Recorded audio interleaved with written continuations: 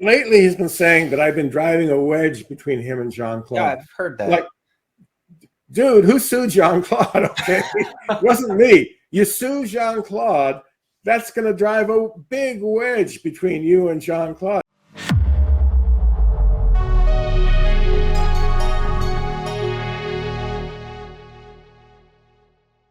Hey guys, in today's video we're going to get to the bottom with a lot of details of that case between Frank Dux and Van Damme back in the day related to the Quest.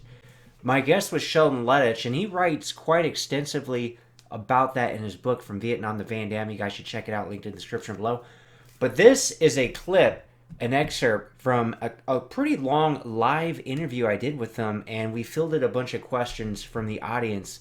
Now, I know a lot of you guys can't watch these videos live, depending on your time zone and what you're doing, but you could catch these after the fact if you check the live tab on the YouTube page. You can watch these after the fact. But anyway, this was overall a great discussion I had with Sheldon, and there's some cool segments I thought I would make into individual videos because I know a lot of people probably won't even find the previously viewed live video on the channel. I'm basically giving the straight scoop here about all of this stuff.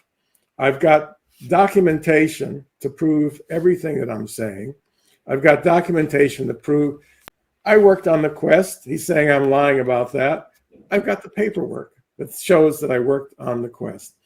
I got paperwork from Warner Brothers and from Moshe Diamant basically saying I worked on it. Now, I didn't get credit, okay, because there was a Writers Guild arbitration, and no, they decided that these other guys were going to get credit. There's quite a few people that worked on the Quest, quite a few writers. There's like 8 of them. And Frank, when he wrote the first version of the Quest, which is a gig that I got him, by the way, because Jean-Claude came to me first and wanted me to co-write and co-direct Enter the New Dragon. And I was busy at the time working on other stuff like G.I. Joe. So I said, what about Frank Dux? Okay, because Jean-Claude and I always agreed that he's got a great imagination. He knows a lot about martial art. Sounds like he'd be a good person to do a first draft of Enter the New Dragon. So Frank gets hired because I recommended him, because I turned down the job and said, hire Frank Dux instead of me. And now he's coming up with all this bullshit saying that I never worked on it. But basically, he worked on it only because I recommended him. Yeah, and that was all it's all in there. Great detail in the book, and the Quest, because of the lawsuit, was kind of, everybody just kind of went their separate ways after that.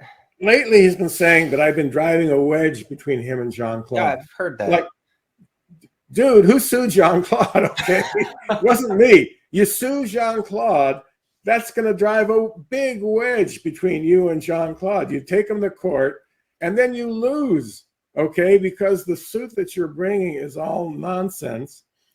It's just all shit that you made up about him making promises about points on the profit participation, and you lose the suit, and then you keep on talking about the suit afterward. After you lost it, now he's saying that he actually won the suit.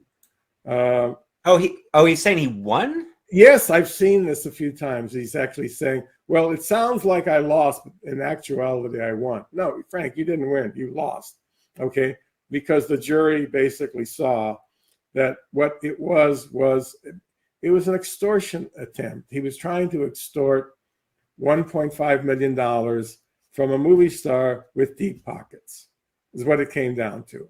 Now, here's a detail I don't think I even mentioned in the book, but I was thrown into the middle of this lawsuit, okay? Because Jean-Claude and Frank and his attorney, Stephen Kramer, were trying to get me on their side.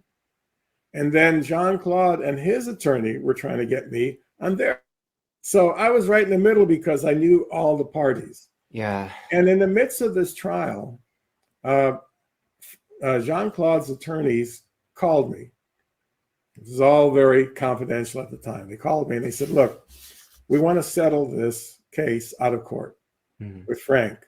So tell Frank we're going to offer him $50,000. Okay. And he drops the suit because it's kind of embarrassing for us to be involved with this lawsuit. It makes it seem like Jean-Claude is trying to take advantage of this poor little bastard here who's got no money. So it's making Jean a bad guy. We want to settle the suit, $50,000. All right. So I called his attorney because, like I said, I was the middleman between. So they're offering you $50,000 to drop the suit. And his attorney says, you think I'm going through all of this for a measly $50,000? No way. Basically, we want the full 1.5 million or nothing. Okay. And that's what they got, was nothing. But basically they wanted to settle the suit. And and Frank did not want to settle. Frank was going for the money.